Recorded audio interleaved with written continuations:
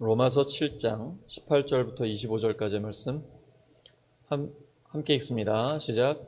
내 속 곧 내 육신에 선한 것이 거하지 아니하는 줄을 아노니 원함은 내게 있으나 선을 행하는 것은 없노라. 내가 원하는 바 선은 행하지 아니하고 도리어 원하지 아니하는 바 악을 행하는도다. 만일 내가 원하지 아니하는 그것을 하면 이를 행하는 자는 내가 아니요 내 속에 거하는 죄니라. 그러므로 내가 한 법을 깨달았노니 곧 선을 행하기 원하는 나에게 악이 함께 있는 것이로다.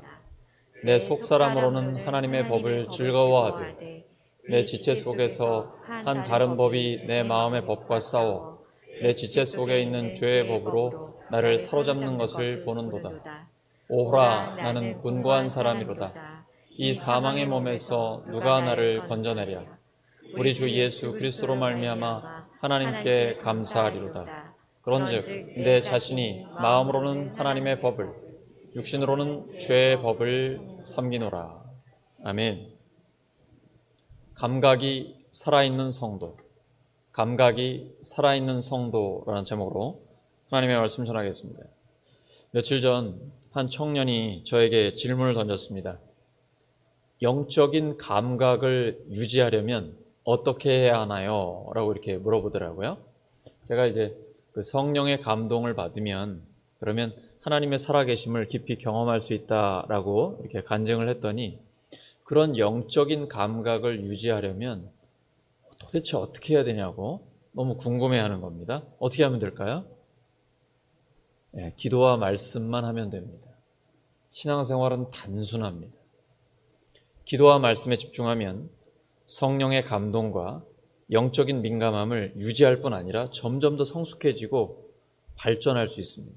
하나님과의 교제가 더 깊어지는 거죠. 모세처럼 하나님을 얼굴과 얼굴을 맞대고 보는 그런 친구처럼 가까이 대화하게 되는 거죠. 우리의 로망 아닙니까? 기도하는 사람들의 꿈이죠. 모세처럼 그렇게 하나님과 친밀하게 교제했으면 좋겠다라는 것입니다. 그러면 죄에 대한 감각이 살아나서 진심으로 회개하게 되고 하나님의 용서를 받아 깨끗한 마음을 갖게 됩니다. 마음이 깨끗해지면 하나님이 보입니다. 욥이 이유 없이 고난을 당하고 처음에는 입술로 범죄하지 않으려고 했지만 나중엔 자기가 태어난 것조차 저주스럽다고 생각하며 그 고통 속에 가진 거 다 잃어버리고 몸도 아프고 아내는 저주하면서 떠나가고 그 힘들 때요. 하지만 그가 그 고통의 시간을 지난 다음에 정금 같은 믿음의 사람이 됐을 때 그의 고백입니다. 하나님, 제가 이전에는 하나님에 대해서 귀로 들었지만 이제는 제가 눈으로 하나님을 봅니다. 이게 우리의 고백이 되기를 원합니다. 예수님 말씀하셨습니다. 마태복음 5장 8절이죠. 마음이 청결한 자는 복이 있나니 그가 하나님을 볼 것이요. 옆 사람에게 한번 물어봐 주시죠. 하나님 보이십니까? 하나님 보이세요? 네, 마음이 깨끗하시니까 잘 보이실 거예요. 영혼이 건강한 사람은 죄에 대한 감각이 살아있습니다. 죄는 심각한 것입니다. 아주 작은 죄 하나만 있어도 그 죄 때문에 지옥 갑니다. 너무 심한 것 같죠? 근데 아담과 하와가 죄 몇 번 지었습니까? 선악과 따먹는 거 딱 한 번입니다. 딱 한 번에 작은 죄라고 생각되는 것, 그것만 가지고도 하나님과의 관계는 단절됩니다. 죄가 하나님과 우리 사이를 갈라놓고 하나님의 존재와 영광을 알지 못하게 만드는 것입니다. 로마서 3장 23절입니다. 시작. 모든 사람이 죄를 범하였음에 하나님의 영광에 이르지 못하더니. 우리의 이 죄를 위해서 예수님께서 십자가에 죽으시고 부활하셨습니다. 오늘 우리가 힘차게 찬양하고 또 주 앞에 고백한 것처럼 십자가, 그 십자가의 그늘 아래 그리고 부활하신 주님 때문에 우리가 이 죄를 이길 수가 있는 것이죠. 주님이 이기셨으니까 그것이 곧 우리의 승리가 되는 것입니다. 우리의 죄를 깨닫게 하는 것은 율법입니다. 죄를 깨닫는 것이 하나님의 은혜입니다. 율법이 아니면 우리는 우리 자신이 어떤 죄를 짓고 있는지 모릅니다. 왜 그럴까요? 죄에 대해 무감각해졌기 때문입니다. 우리의 영이 죽었기 때문이에요. 에베소서 2장 1절입니다. 시작. 그는 허물과 죄로 죽었던 너희를 살리셨도다. 자, 앞으로 죽을 사람입니까? 아니면 이미 죽은 사람입니까? 허물과 죄로 죽었던입니다. 하와의 이야기처럼 죽을까 하노라가 아니라 이미 허물과 죄로 죽었습니다. 이게 바로 구원받기 전에 사람의 상태입니다. 사람은 자기가 죄인인 것을 모릅니다. 죄에 대한 감각이 없기 때문이에요. 에베소 4장 19절입니다. 시작. 그들이 감각 없는 자가 되어 자신을 방탕에 방임하여 모든 더러운 것을 욕심으로 행하되. 감각 없는 자, 죄에 대한 감각이 없는 자 말입니다. 여러분, 에스키모가 늑대를 사냥하는 방법 아시나요? 에스키모가 늑대를 사냥하는 방법이에요. 예, 그 칼, 날카로운 아주 시퍼렇게 날이 선 그 칼을 거기에다가 그 짐승의 피를 묻힙니다. 그리고 에스키모 있는 곳이니까 워낙 추울 거 아니에요? 그래서 그대로 물에 담가가지고 얼립니다. 그러면 칼에 피가 묻어 있고 그리고 얼어 있는 채로 늑대들이 다니는 길목에다 이렇게 놔둡니다. 그러면 늑대가 그 피냄새를 맡고 와서 핥아서 먹기 시작합니다. 근데 얼음을 계속 핥아 먹다 보면 혀가 어떻게 되겠습니까? 감각을 잃어버리게 되죠. 그러면 그 칼날이 자기 혀를 베고 있다는 것도 모릅니다. 감각이 없어졌기 때문에. 그 피가 계속 흐르는데 그것도 모르고 자기 피를 계속 먹는 거예요. 죽을 때까지. 이게 바로 마귀의 전략입니다. 우리를 죄에 대한 감각을 없애버려요. 예수님을 믿어도 죄는 죄입니다. 예수님 믿는다고 죄에 대한 유혹이 없어지나요? 우리가 처음 구원받았을 때, 첫사랑, 예수님 만났을 때는요, 세상을 다 얻은 것 같아요. 그리고 이제부터는 하나님의 영광만을 위해서 살 것 같아요. 다시는 죄를 짓지 않고 과거로 돌아가지 않으며 오직 미래를 향해 주님만을 위해 의롭게 깨끗하게 살 것 같아요. 얼마나 가던가요? 이게 얼마 못 갑니다. 다시 죄는 우리를 유혹해요. 똑같이 교만이 들어오고 시기하고 우리 안에 욕심이 있고 성적인 유혹도 오고 다양한 세상적인 죄가 우리 안에 들어와요. 똑같습니다. 마귀는요, 그 죄에 대한 감각을 없애버려요. 그래서 계속 죄를 지으면서 자기 죄를 먹다가 죽고 마귀와 함께 지옥에 가게 하는 것, 이게 바로 마귀의 전략입니다. 우리는 이 죄에 대한 감각이 살아나야 됩니다. 우리 자신에게 묻고 싶습니다. 하나님의 말씀대로 사는 것이 즐겁습니까? 아니면 은밀하게 죄를 짓는 것이 즐거운가요? 하나님 말씀대로 하나님 뜻대로 사는 게 즐거우세요? 아니면 아무도 안 볼 때 은밀하게 죄를 지으면서 사는 게 즐거우십니까? 여러분, 죄 짓는 거 즐겁다는 거 아시죠? 모르시면 진짜 깨끗하게 사신 분이에요. 사람이 왜 죄를 짓겠습니까? 거기에 즐거움이 있기 때문입니다. 짜릿함이 있기 때문이에요. 지금 자신의 영혼의 상태가 어떤지 진단해 보시기 바랍니다. 영혼이 병든 것은 몸이 병든 것보다 훨씬 더 심각한 문제입니다. 몸이 병들면 이 세상에서 죽어 끝나면 그만이지만 영혼이 병들면 영원한 형벌입니다. 혹시 알고도 짓는 죄가 있습니까? 죄인 줄 알면서도 즐기고 있는 것은 없습니까? 죄가 나에게 고통이 돼야 정상입니다. 근데 오히려 죄가 즐거움이 된다면 매우 심각한 문제입니다. 이것이 죄의 종로로 타는 사람들의 실상입니다. 보면 로마서 7장 14절에 바울 이렇게 고백합니다. 우리가 아는 대로 율법 자체는 영적인 것입니다. 그런데 나는 육정을 따라 사는 사람으로서 죄의 종으로 팔린 몸입니다. 그러므로 우리는 성령의 역사를 사모해야 합니다. 왜 그럴까요? 성령께서 우리를 진정한 회개의 길로 인도하시기 때문입니다. 다윗은 밧세바와 간음을 저지르고 그 충성스러운 부와 우리아를 죽이고도 자기 죄를 깨닫지 못했습니다. 나단 선지자가 와서 이야기를 들려주는데도 화만 내지 그게 자기 자신인지 몰랐어요. 그러나 그게 바로 당신이요 라고 정확하게 지적을 받았을 때 비로소 죄를 깨닫게 됩니다. 그것은 다윗에게 끔찍한 고통이었고 너무나 부끄러운 일이었습니다. 하지만 그것이 다윗을 살렸습니다. 자신의 죄를 깨닫고 진심으로 회개할 때 그 사람은 살아나게 됩니다. 하지만 죄에 대해 무감각하면 죽습니다. 마치 늑대처럼 자기도 모르게 죽어가는 것입니다. 성령님은 우리를 회개하게 하셔서 구원의 길로 인도하십니다. 사도행전 2장 38절입니다. 시작.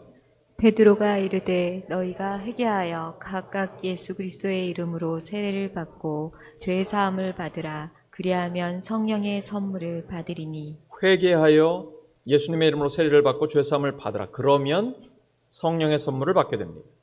요한계시록 3장 19절입니다. 시작. 물은 내가 사랑하는 자를 책망하여 징계하노니 그러므로 내가 열심을 내라. 회개하라. 하나님은 사랑하는 자를 책망하십니다.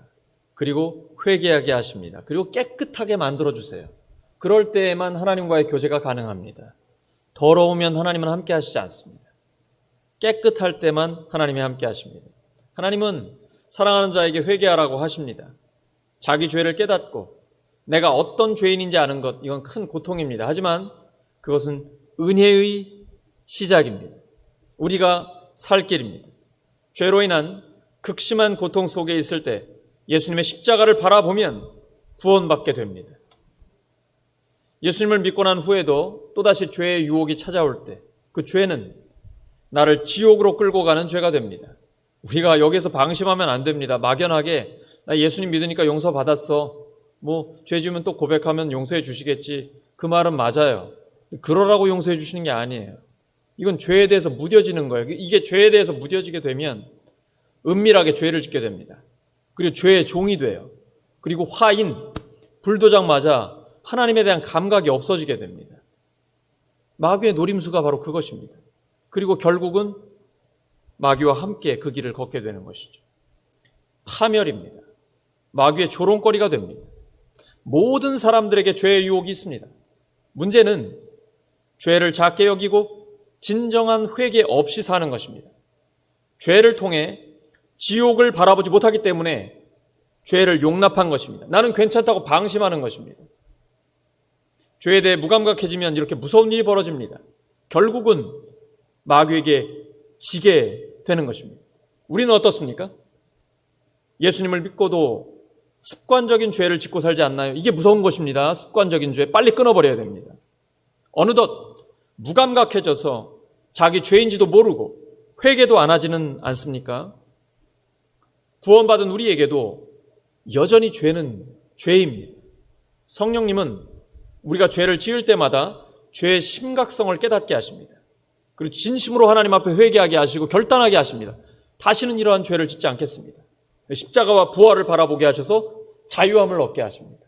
그리고 하나님의 사람으로 다시 출발할 수 있게 해주시죠. 그럴 때 우리가 죄에서는 돌이키고 하나님께 살아있는 삶을 살 수 있게 됩니다. 구원받은 성도의 특징은 회개입니다. 우리가 회개하며 살고 있습니까? 진정한 회개를 하며 살고 있습니까? 목욕한 사람도 세수는 해야 되고 발은 씻어야 됩니다. 우리가 예수님의 보혈과 부활의 능력으로 모든 죄가 씻음받았습니다. 과거, 현재, 미래의 죄까지 다 용서받았습니다. 그래도 우리가 죄를 짓잖아요. 그땐 진심으로 회개해야 합니다. 그때 하나님은 우리를 용서해 주십니다. 이것이 구원받은 성도의 삶입니다. 우리도 여전히 죄의 유혹을 받고 때로는 그것에 무너질 때도 있습니다. 하지만 그때마다 하나님 앞에 회개하고 돌아서야 합니다. 그러면 하나님은 우리의 영혼을 다시 살려주십니다. 우리가 처음 구원의 감격을 체험했을 그때를 늘 회복하기를 원합니다. 처음 사랑을 회복하라고 우리에게 강력하게 권면하십니다. 하지만 그것을 넘어 이제 성숙한 사랑으로 나아갈 수 있어야 됩니다.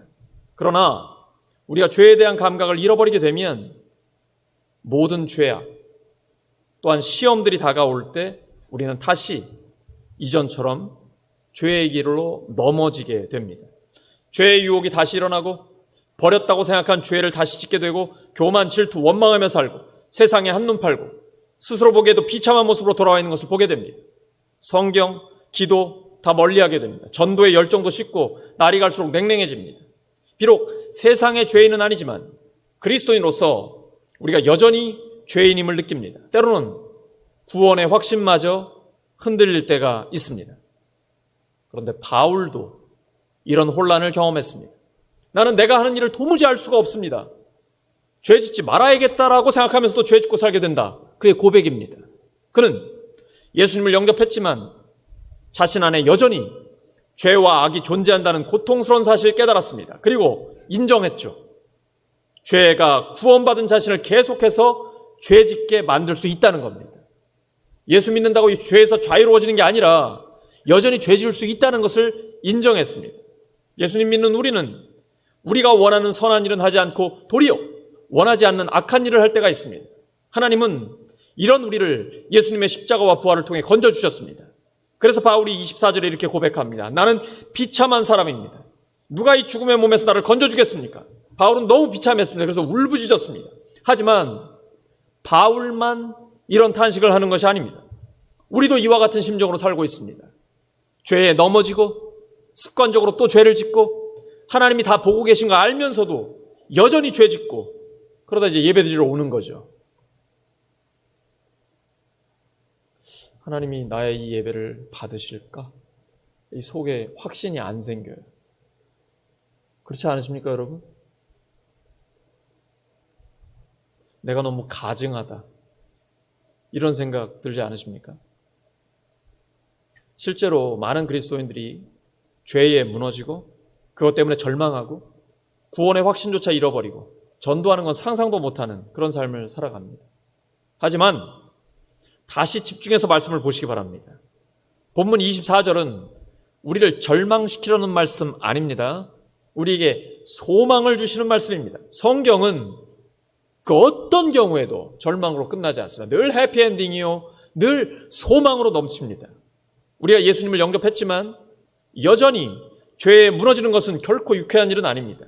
정말 부끄럽고 비참합니다. 하지만 우리는 죄를 지었을 때 느꼈던 바울의 절망감, 애통함, 무너진 마음, 나는 비참한 사람입니다. 이 고백하는 그 탄식에 주목해야 됩니다. 왜 그럴까요?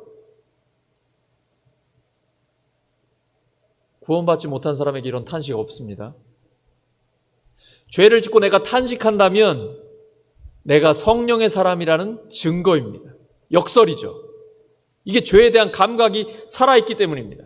바로 이 탄식이 불신자가 아니라 그리스도인이라는 증거입니다. 불신자에게는 죄로 인한 탄식이나 애통함, 절망감 없습니다. 영이 살아있는 사람에게만 죄가 고통이고 탄식이고 절망이고 울부짖음입니다. 에베소서 4장 30절입니다. 시작. 하나님의 성령을 금심하지 하지 말라. 그 안에서 너희가 구원의 날까지 인치심을 받았느니라. 성령을 근심하게 하지 말라. 우리 안에 성령님이 계십니다. 구원받은 그리스도인들은 성령의 근심을 느낍니다. 내가 죄를 지을 때 하나님이 기뻐하시지 않는 삶, 아니 하나님이 슬퍼하시는 그런 삶을 내가 살고 있을 때 나도 비참하지만 성령이 근심한다는 걸 느껴요. 그러니까 기쁨이 사라져요. 죄를 지으면 기쁨이 사라지죠. 죄를 지어보세요. 기쁨이 확 없어져요. 이 성령이 근심하시니까 함께 내가 마음 아픈 거예요. 그리고 슬픔이 찾아오고 내가 왜 또 이렇게 죄를 이러면서 애통해하는 거죠. 비참해하는 거죠. 이게 사실은 우리가 성령의 사람이라는 영이 살아있다는 증거입니다. 히브리서 6장 4절에서 6절입니다.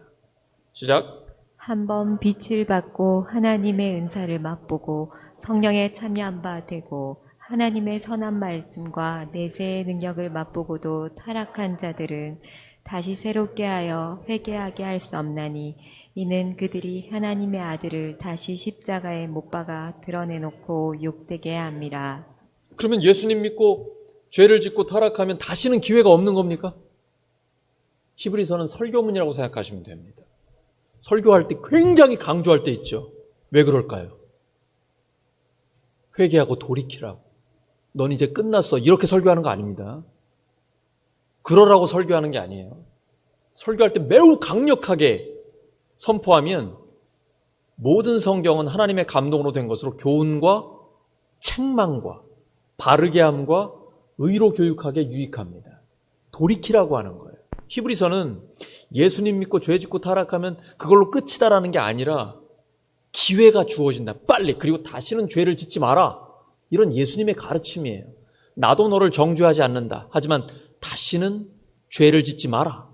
이것이 예수님의 말씀이에요.